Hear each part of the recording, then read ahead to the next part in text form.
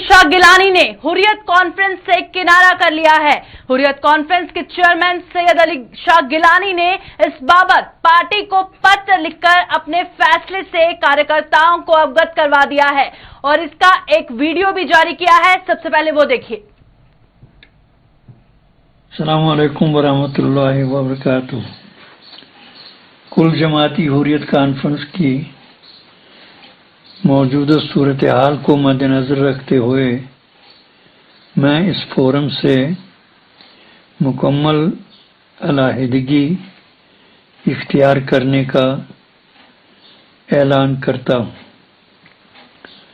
इस ज़िम्न में फोरम की तमाम इकाइयों को एक तफसीली खत के ज़रिए मुतल्ला किया गया है। अल्लाह हम सबका हामी व नासिर हो। सईद अली। इस पर चर्चा करेंगे। हमारे ब्यूरो चीफ कश्मीर से सनम एजाज जुड़ चुके हैं। सनम, सबसे पहले जानना चाहेंगे, सैयद अली शाह गिलानी ने एक ऑडियो जारी कर ऑल पार्टी हुर्रियत कॉन्फ्रेंस से इस्तीफा दिया है और इतना बड़ा यू टर्न जो सबके लिए कहीं ना कहीं शॉकिंग है, क्या कहेंगे इस पे? देखिए, बिल्कुल ये पहले एक पत्र भी आया है हुर्रियत कॉन्फ्रेंस का, प्रेस नोट भी आया है, एक वीडियो स्टेटमेंट भी आया है। तीनों चीजों के बाद हम कहेंगे कि ये यू टर्न नहीं है बल्कि एक्सपेक्टेड है। पहले दो वजह एक्सपेक्टेड की। एक एक्सपेक्टेशन ये है कि हुर्रियत कॉन्फ्रेंस का कुछ क्वार्टर ये भी कहना चाहते थे कि पार्टी में हुर्रियत कॉन्फ्रेंस में गिलानी के मरने के बाद उनकी जो सेकंड लाइन कौन होगा उनकी जगह पे, उस पर काफी दिनों से चर्चा हो रही थी और कुछ लोग जो हुर्रियत के अंदर थे उनका मानना था कि गिलानी को पहले ही अपने पद से हट जाना चाहिए और अपने जो का जानशीन होगा उसको पूरी तरह से मुकम्मल तौर पे उसको रखना चाहिए सामने। एक वो मामला था, क्वार्टर ये भी कह रहे हैं ये भी एक कारण है, लेकिन बड़ा कारण अगर अंदर की बात दिख जाए, जो सेकंड उनका प्रेस नोट आया है उस प्रेस नोट में बड़े गिले शिकवे हैं। अब ये सईद अली शाह गिलानी के ऑफिस का प्रेस नोट है या कहाँ का है, लेकिन एक स्टेटमेंट जो है वो इस वक्त हम सब तक पहुंचा हुआ है और अगर उसकी भाषा को देखें तो उसमें बड़े गिले शिकवे लग रहे हैं हुर्रियत कॉन्फ्रेंस के सईद अली शाह गिलानी की तरफ से बस गिले शिकवे हैं और ये वो अपने ही लोगों से करें। और साफ जाहिर है पिछले दिनों से ही हुर्रियत कॉन्फ्रेंस में कुछ तनाव था, लेकिन ये इधर नहीं था, ये उस हुर्रियत कॉन्फ्रेंस जो लाइन ऑफ कंट्रोल के उस तरफ एक्टिव है। यानी पाकिस्तानी कश्मीर में जो हुर्रियत कॉन्फ्रेंस है वहां पे जो हुर्रियत कॉन्फ्रेंस उसमें बड़ा तनाव था। वहां पे गुलाम मोहम्मद सफी जो है और सिर्फ अब्दुल्ला गिलानी बड़ा मामला चल रहा था। गुलाम मोहम्मद सफी को सईद अली शाह गिलानी का काफी करीब माना जाता था और जैसे ही पिछले दिनों से जब से वो लग रहा था कि सईद अली शाह गिलानी का मामला लाइफ के, तो उसके बाद जब उनकी लाइफ की पोजीशन जो रही थी तो उसके फौरन बाद ही वहां पे फौरन इजलास बनाया गया था जिसमें अब्दुल्ला गिलानी सामने रखा गया था। तो पाकिस्तानी कश्मीर में एक मीटिंग भी की थी और उसमें उसके बाद ही सारे तजाद हुए। तो उनका जो प्रेस नोट है जिसमें गिले शिकवे, हमें लगता है अभी तो मेरी क्वार्टर से बात या दूसरे जितने लोगों से भी बात हुई तो यही कहना कि ये सारा मामला जो है उसी चीज को लेके है, पार की तरफ से जो है। अगर इस जो स्टेटमेंट अभी है ये अथेंटिक अभी नहीं हो रहा है कि गिलानी का ही है या किसी और का है या किसका प्यार करता है, सोशल मीडिया पे कुछ भी तैयार हो सकता है।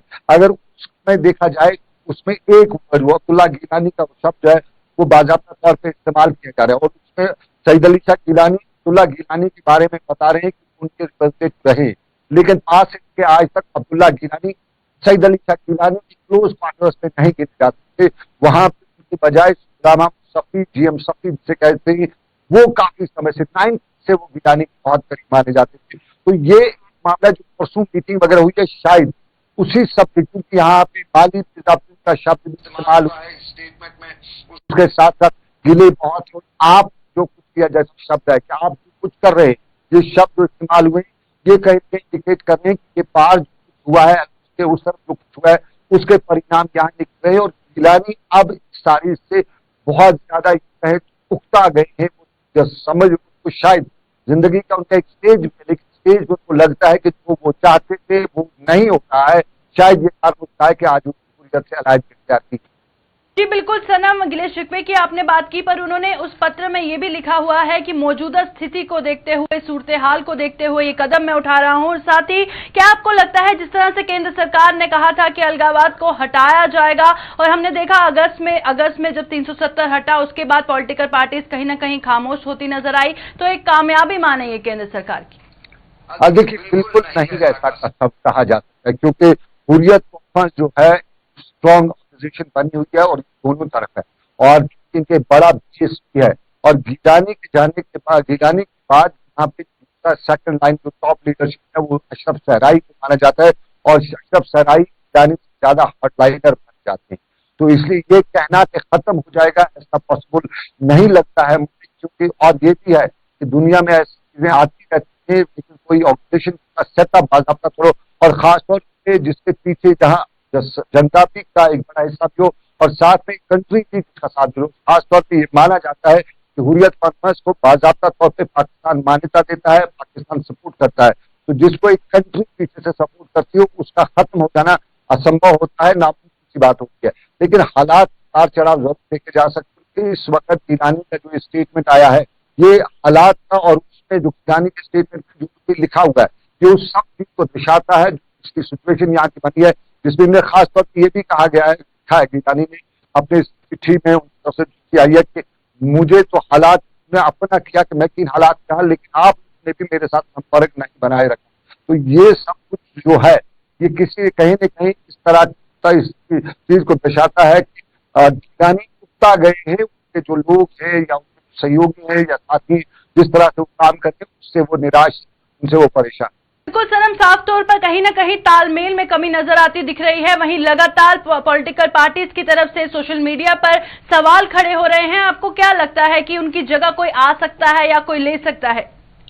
देखिए, ये पहले से साफ है कि गिलानी की जगह अशरफ सहराई ऐसा आदमी है हुर्रियत में जो उनकी जगह ले सकता है, और अशरफ सहराई का मुकाबला भी अभी कुछ नहीं, क्योंकि अशरफ सहराई अपनी इमेज है, एक क्रेडिबिलिटी है, और ये वो शख्स है जिन्होंने तब शेख महमूद किया था जब शेख महमूदुल्लाह में टालेस्ट लीडर माने जाते थे, और शेख महमूदुल्लाह का तब विरोध करना यूं समझ लिया जाता था कि वो उसको धर्म से भी अलग समझा जाता था। सईद अली शाह अशरफ सहराई उस कैडर के लीडर है, और ये जवानी लगभग बचपन से लेकर आज तक की हुर्रियत के साथ रहे हैं, और अलगावाद सियासत में कूद से भरी हुई है।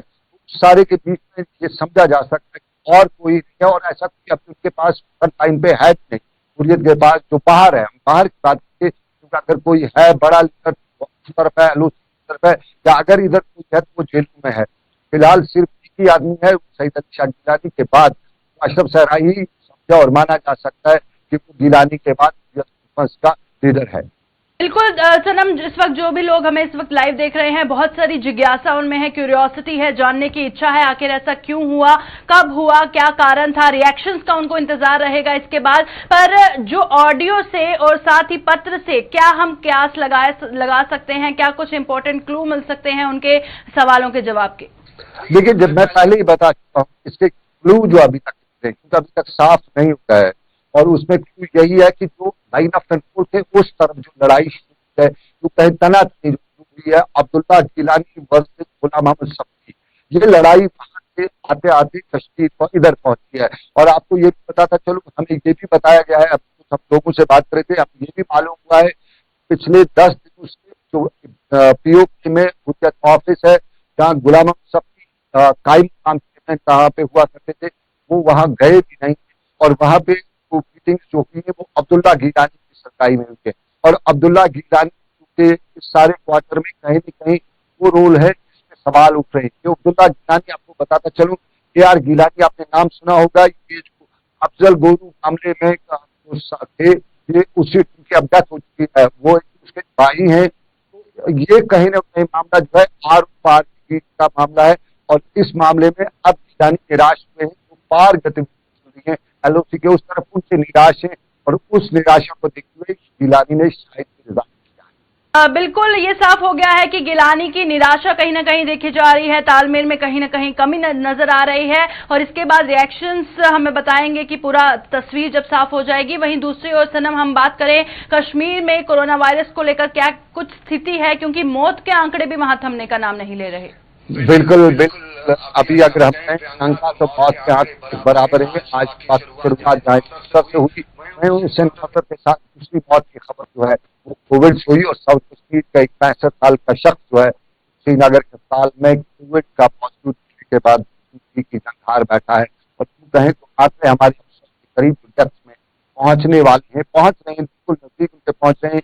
जहाँ पॉजिटिव केस की तादाद है उसकी हमारे यहाँ आगे बढ़ती जा रही है, लेकिन रिकवरी रेट अच्छी खासी है और अच्छी खासी तादाद लोगों क्वारंटीन सेंटर्स में या हॉस्पिटल्स में है वो वहां से वो अच्छी तरह से एहतियात होकर वापस भी घरों में जा रहे हैं। और इसमें क्वारंटीन की बात करें तो क्वारंटीन सेंटरों के हाल अहवाल आज सवाल में अस्पतालों में इन पेशेंट के साथ किस तरह का व्यवहार किया जा रहा है उसमें भी सवाल में, और इस सारे में आम कश्मीरी सवाल कटघरे में इस तरह से फंसा हुआ है कि न आगे का रास्ता दिखाई देता है, न दाएं न बाएं, कहीं जाने की उसको कहीं किरण वो नजर नहीं आता। प्रशासन की ओर से जाना चाहेंगे, क्योंकि बहुत सारे इश्यूज हैं, बहुत सारी प्रॉब्लम्स हैं जिससे जम्मू कश्मीर की जनता अभी भी जूझ रही है, पर प्रशासन की तरफ से क्या कुछ कदम उठाए जा रहे हैं? देखिए, प्रशासन बहुत कदम उठा भी रहा है, बहुत गलतियां भी कर रहा है, बहुत जगह पे उसको आवाम को भेजना भी पड़ रहा है और बहुत जगहों पे आवाम खुश भी है। यानी प्रशासन हर तरह से सारे आ चुका है। प्रशासन यहाँ टेस्टिंग के मामला बहुत आगे है, बहुत अच्छी टेस्टिंग हो रही है। जहाँ पॉजिटिव केसेस को रिकवरी के मामले में प्रशासन जो है उस पर लोग अच्छी तरह से सेटिस्फाई है, लेकिन प्रशासन पर सवाल क्वारंटीन सेंटर्स जो सुविधाएं जा रही है उसमें उठ रहे हैं। अस्पतालों में जो डॉक्टर का व्यवहार है पेशेंट के साथ, पॉजिटिव पेशेंट के साथ, क्योंकि आरोप यही लग रहे हैं कि डॉक्टर जो भी पेशेंट को वहाँ टच नहीं करते हैं, वहाँ देखते नहीं है, उससे ही बात करते हैं। और अगर कोई सीरियस इलनेस का पेशेंट हो जिनकी अक्सर डेथ्स हो जाती हैं, ये भी आरोप लग रहे हैं कि वहाँ डॉक्टर पूरी तरह से इंटरव्यू नहीं करते हैं और उस वजह से बीमारी की ट्रीटमेंट नहीं हो पाती। आरोप ये लगते हैं कि अगर ब्लड प्रेशर वाला पेशेंट पॉजिटिव हो जाता है तो फिर उसको ब्लड प्रेशर की दवाई तक ब्लड प्रेशर मेंटेन भी नहीं किया जाता, हॉस्पिटल में डॉक्टर उनके पास नहीं आते और वो भी एक कारण है कि डेथ हो जाती है। तो इस सारे में शासन को कटघरे में खड़ा किया जाता है, लेकिन शासन की तरफ कुछ पॉजिटिव कदम भी है। नए क्वारंटीन सेंटर्स में सुविधाएं जो है वो सब तरह नए क्वारंटीन सेंटर बनाए भी जा रहे हैं। इस तरह से यूं कहें प्रशासन एक तरफ आगे बढ़ भी रहा है, दूसरी तरफ कदम दुका भी हो रही है। हम कह सकते हैं प्रशासन कई जगहों पे या कई महाजों पे ऐसा काम किया जिसे कह सकते हैं ये काबिल सरकार। जी बहुत बहुत शुक्रिया सनम हमारे साथ लाइव जुड़ने के लिए। हमारे साथ सीधा कश्मीर से हमारे ब्यूरो चीफ सनम एजाज लाइव जुड़े हुए थे। बात कर रहे थे हम जिस तरह से कोरोना वायरस को लेकर भी जम्मू कश्मीर की जनता को बहुत सारी परेशानियां हो रही हैं, क्योंकि जो ऑलरेडी बीमारी से ग्रस्त होते हैं सारा फोकस डॉक्टर्स का उनका कोरोना वायरस पे चला जाता है अगर कोई पॉजिटिव आता है। और जो पिछली उनकी बीमारियां हैं, अगर किसी को ब्लड प्रेशर है, किसी को डायबिटीज है, तो उन पर उनका ध्यान नहीं जाता है, उनकी दवाई नहीं मिल पाती है, जिसकी वजह से उनकी मौत हो जाती है। तो चलिए बढ़ते हैं आगे। और जम्मू कश्मीर में कोरोना संकट के बीच सुरक्षा बल आतंकियों के सफाये में जुटे हुए हैं। सुरक्षा बलों ने आज साउथ कश्मीर के जिला अनंतनाग के खुलचोहर इलाके में 3 आतंकियों को मार गिराया। मुठभेड़ में मारे गए 2 आतंकियों का ताल्लुक लश्कर-ए-तैयबा, जबकि एक की पहचान हिजबुल मुजाहिदीन के कमांडर मसूद के रूप में की गई है। पुलिस के मुताबिक मसूद के मारे जाने से जम्मू संभाग का डोडा जिला पूरी तरह आतंक मुक्त हो गया है। मसूद दुष्कर्म का आरोपी था और फरार चल रहा था। इसके बाद वह हिजबुल मुजाहिदीन में शामिल होकर आतंकी गतिविधियों को अंजाम दे रहा था। जानकारी के अनुसार खुलचोहर इलाके में आतंकियों के छिपे होने के इनपुट मिलने पर सुरक्षा बलों ने रविवार रात 11 बजे के करीब वहां सर्च ऑपरेशन शुरू किया। आज सुबह 4 बजे के करीब वहां छिपे आतंकियों ने सुरक्षा बलों पर फायर खोल दिया और इसके बाद कुछ घंटों तक चली मुठभेड़ में सुरक्षा बलों ने तीनों आतंकियों को मौत के घाट उतार दिया। मारे गए आतंकियों के पास से AK-47 राइफल और 2 पिस्टल बरामद की गई है। जून महीने में अब तक सुरक्षा बलों की आतंकियों के साथ ये 17वीं मुठभेड़ थी। इन 17 मुठभेड़ों में सुरक्षा बलों ने 49 आतंकियों को मार गिराया।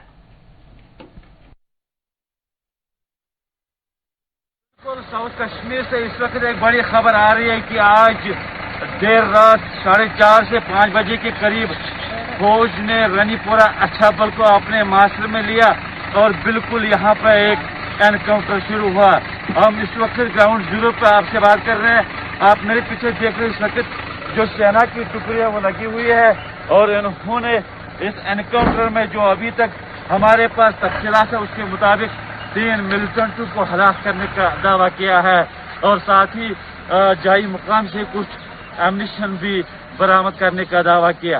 बिल्कुल हम इस वक्त ग्राउंड जीरो से बात आपसे कर रहे हैं कि जो रानीपुरा अच्छाबल है, यहाँ पर देर रात सिक्योरिटी फोर्सेस, एसओजी, पुलिस और 19 RR ने एक मुश्तरका कार्रवाई के दौरान रानीपुरा अच्छाबल को अपने मास्टर में लिया और यहाँ पे जो कुछ मिलिटेंट छुपे बैठे थे वो यहाँ पे एक एनकाउंटर शुरू हुआ और एनकाउंटर खत्म होने के बाद इस वक्त हम पूरी तस्वीर आपको बता रहे हैं, दिखा रहे हैं जो रानीपुरा अच्छाबल का एरिया पड़ता जा रहा है।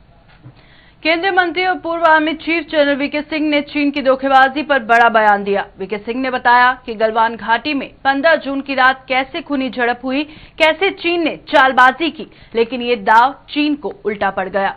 वीके सिंह ने कहा कि हमारे जवान चीनी सेना के पोजीशन देखने गए थे। उन्होंने बताया कि 15 जून की शाम को हमारे कमांडिंग अफसर गलवान घाटी में देखने गए थे कि चीन के लोग वापस गए या नहीं।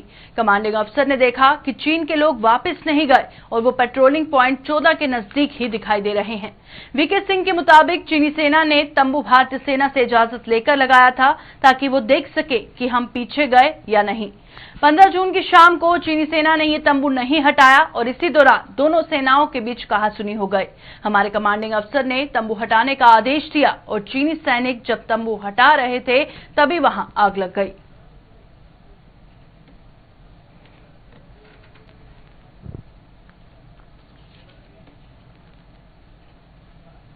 जिला पुंछ को ऊपर वाले ने प्राकृतिक सुंदरता से मालामाल किया है। जिले के कई ऐसे इलाके हैं जो अपनी सुंदरता से हर किसी का मन मोह लेते हैं।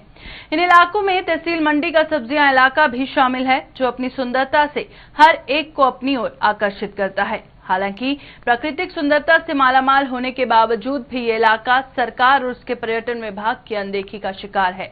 पुंछ से लगभग 60 किलोमीटर पूर्व में स्थित सब्जियां इलाका किसी कवि की कल्पना की तरह है। बर्फ से ढकी पहाड़ों की चोटियां और इन पहाड़ों के दामन में हरे भरे जंगल जन्नत का एहसास दिलाते हैं।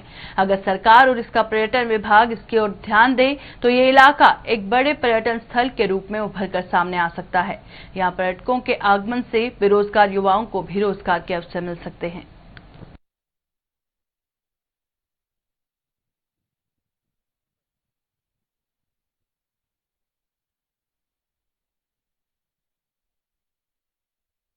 कहना चाहते हैं कि इससे पहले भी यहाँ कोई नहीं आया आज तक यहाँ कोई नहीं आया। अलबत्ता क्या है कि हम लोग से यहाँ से इमाम से अपील करते हैं कि यहाँ एक शेड बनाओ जो बाहर से लोग आते हैं 2 घंटे 4 घंटे 5 घंटे यहाँ खड़ा रहे हैं, मगर यहाँ कोई आज तक इंतजाम नहीं किया किसी ने। 2-4 दिन हुए आजकल ये चल रहा है, कोरोना का समय चल रहा है, मगर यहाँ कम से कम 2000-4000 लोग डिस्ट्रिक्ट पुंछ से आते हैं यहाँ देखने के लिए।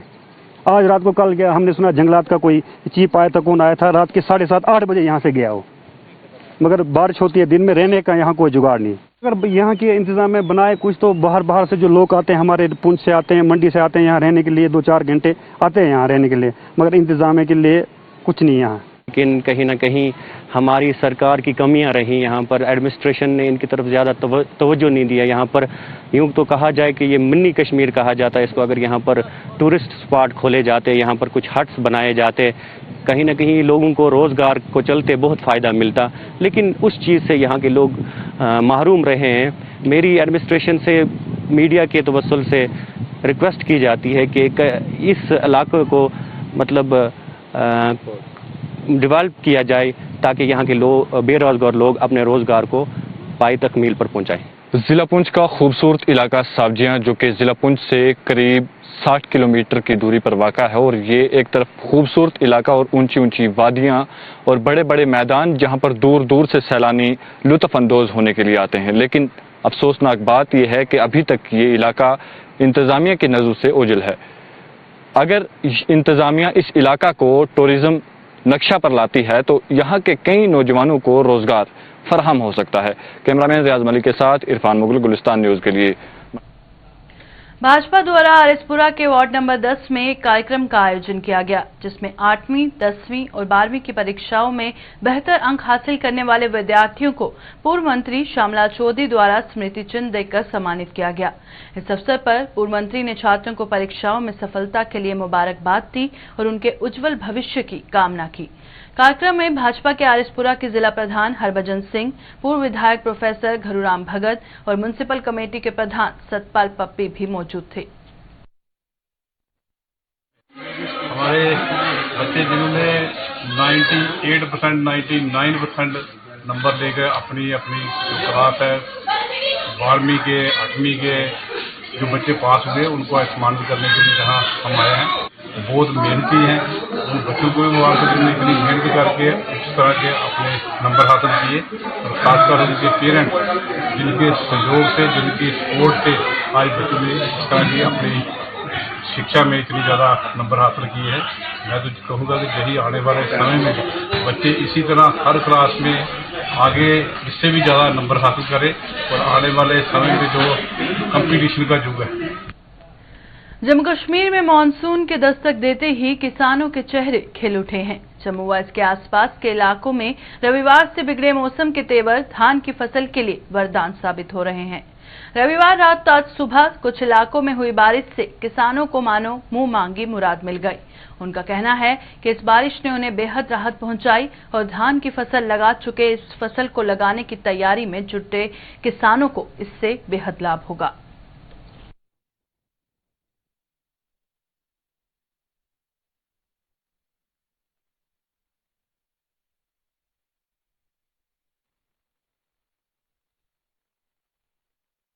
बारिश से किसानों को बहुत फायदा है। जो लाभ लग चुकी है उसके लिए ये बहुत अच्छी है, ताकि वो जड़ पकड़ जाएगी, खाद सटने वास्ते फायदा हो जाएगा किसानों की। जिन्हें लाभ नहीं लगी, जिन्हें सुक्कियां पईयां हैं, नहर च पानी घट हाँ, उन्होंने किसानों की भी फायदा इस बारिश का, ताकि जी लाभ लगने वाली है उस बारिश मदद करेगी बारिश लाभ लगाने की। ये किसानों की बहुत फायदा। 4-5 दिन से बहुत ज़्यादा गर्मी पड़ रही थी, तो जिससे आज बारिश से जिम्मेदारों को बहुत राहत मिली है। जिसको लगी हुई बासमती लात जो लगी हुई है उसको भी इसका काफ़ी बारिश का फायदा हो गया। तो सर नहर में बहुत पानी कम है, तो उस ये बारिश की वजह से ज़मीन सभी पानी हो गया है। इससे बहुत लाभ मिला इस बारिश से और गर्मी से भी बहुत राहत मिली है। आज ये लगी लाभ है, ये भी अं दोबारा उन्होंने खाद पा सकते हैं कि उन बारिश की वजह नाल हर मतलब पानी की काफ़ी मदद हो गई है। अज जी बरखा हुई है तो अस भगवान के बड़े बड़े शुक्रगुजार हाँ कि उन्हें बड़े टाइमली जो मॉनसून है जोड़ा साढ़े इधर आई है। नहीं तो सानू लाभ लाने च बड़ी दिक्कत आ रही, किसान जड़ा बड़ा परेशान है। जियां कि नहरां बंद हुई दियां ना, लोग मैं करा दे है लाभ लवाने वास्ते, ना बईए है ना पानी ही। चलो अस भगवान के बहुत बहुत शुक्रगुजार हाँ। तो जोड़ा मानसून आया अस तय दिलें कन्नै वेलकम करने साढ़े इलाके च, ताकि साड़ियां लाभां जिहड़ियां ने टाइमां दियां लगी जान। कितना फायदा होया बारिश? बहुत बढ़िया फायदा होया। इयां लोग मैं करा दे पानी है नहीं, बंबियां च पानी आउंदा नहीं, बत्ती नहीं हुंदी टाइमां दी, पानी पूरा नहीं हुंदा। ते ये मॉनसून आया है, इस मॉनसून कन्नै ये है कि सारे लोगों की जिहड़ी जमीन है वो सिल्ली होई गई है, पानी जिहड़ा लगी है, लाभ जिहड़ी है टाइमां दी लगी जाग। मुंजी को काफी राहत मिलेगी, तो दुनिया को अच्छा चांस मिल रहा है। देखो ना मेरे पीछे धान लगा हुआ है, पहले पानी सूख गया था, अभी बारिश की वजह से अच्छा मौसम हो गया, तो पानी पूरी खेती अच्छी हो गई है। अच्छा। जम्मू की रायपुर दुमाना पंचायत के किसानों ने कृषि विभाग पर अनदेखी का आरोप लगाया है। इन लोगों के मुताबिक एक तो वह मौसम और महंगाई की मार सह रहे हैं, तो दूसरी ओर वे कृषि विभाग की बेरुखी का शिकार बन रहे हैं। इन लोगों के मुताबिक सरकार की ओर से किसानों के लिए शुरू की गई किसी भी योजना का लाभ उन्हें नहीं मिल रहा। यही नहीं, कृषि विभाग की ओर से भी उन्हें कोई सहयोग नहीं मिला। अन्य ब्लॉक और पंचायतों के किसानों को कृषि विभाग की ओर से बीज और खाद भी उपलब्ध करवाई जा रही है, लेकिन उन्हें कुछ भी नहीं मिल पा रहा। यही नहीं, विभाग द्वारा अन्य पंचायतों को समय समय पर खेती के आधुनिक तरीकों के प्रति जागरूक करवाने के लिए बाहरी राज्यों में प्रशिक्षण भी दिया जाता है, लेकिन रायपुर दोमाना के किसानों को इससे भी वंचित रखा गया है। साढ़े इलाके दे विच असेंगी कोई बी कोई हैल डिपार्टमेंट लिए असें कदे कोई डिपार्टमेंट का बंदा लब्भा गै नहीं। जे कुदै लब्भग भी कोई ਤੇ ਉਹ ਉਸ ਵੇਲੇ ਲੱਭੋਗੇ ਵੀ ਜੋ ਅਸੀਂ ਫਸਲ ਲਾਈ ਹੁੰਦੀ ਹੈ। ਇਸ ਵੇਲੇ ਮੱਕੇ ਦੇ ਪਲਾਟ ਲੱਗੇ ਦੇ ਸਰਕਾਰੀ, ਬਾਕੀ ਪੰਚਾਇਤਾਂ ਜਿਹੜੀਆਂ ਨੇ ਉਹਦੇ ਵਿੱਚ ਉਹਨੇ ਜੀ ਜ਼ਿਮੀਂਦਾਰੀ ਉਹਨੇ ਬਾਹਰ ਲਈ ਕੋਈ ਟ੍ਰੇਨਿੰਗਾਂ ਵੀ ਕਰਾਈਆਂ, ਪਰ ਸਾੜੀ ਪੰਚਾयत ਦੇ ਵਿੱਚ ना कुछ बंदे की बाहर लेता रैपर दबाने चा, ना कि कुछ की डिपार्टमेंट की कोई मदद हुई है। तेल इन्ना महंगा हुई है, ट्रैक्टर वाला 200 रुपया कनाल लिया, 1600 रुपया घुमा का खर्चा वाला। असें की इन्नी जबरदस्त परेशानी है, सारी उम्मीद जी है बारिश पर है। अगर बारिश होग भी तो जिन्ना साड़ा खर्चा हुआ है 180 रुपया किलो मक्के का बीज है, उसी अस राह दें, डाया पा दें, यूरिया पा दें, फिर गोडी करनी है। अगर लास्ट एक बारिश नहीं हुई तो सारा कीता कराया पानी फ्री है। देखो जी डिपार्टमेंट असें कोई जमाना होया कोई डिपार्टमेंट वाला कोई एग्रीकल्चर वाला साढ़े को आए दिखा गै नहीं कदे, तो जो तो होग भी तो कोई अगे पिछे बेइये सलू गुलू करिए तो निकली जाते। अस दिमाग खुद को दिखचे, कोई लभे तो वो गलबात करचे ना, जां कोई साढ़े को आवे तो करचे, कोई उम्मीद करचे। बी जड़ा ना खाद ना बी ना कुछ भी जड़ा एग्रीकल्चर डिपार्टमेंट है इत्थे तुप्पे दा नहीं लभदा, वो पता नहीं कुत्थे गुआची दा। ऐसी सरकारां जड़ियां ने वो आखदियां भाई अस बी भी देआ दें, खाद भी देआ दें, सब कुछ देआ दें, लेकिन इत्थे जमीन दे विच कक्ख नहीं लब्भा दा। ये तुस दिक्खा दे हो किन्ना रकबा पेदा खाली पेदा है। जे कोई बारिश होई जा तो ठीक है, एग्रीकल्चर वाले एक सिस्टम ऐसा रखे दा कि एक दो घर वो आंदे ने ते उत्थे गै मीटिंग करिए तो उत्थों चली जाना, ग्रां दे विच कुछ ही पता नहीं। जम्मू कश्मीर के इस खास बुलेटिन में फिलहाल इतना ही। देश और दुनिया की तमाम खबरों के लिए बने रहे गुलिस्तान न्यूज के साथ।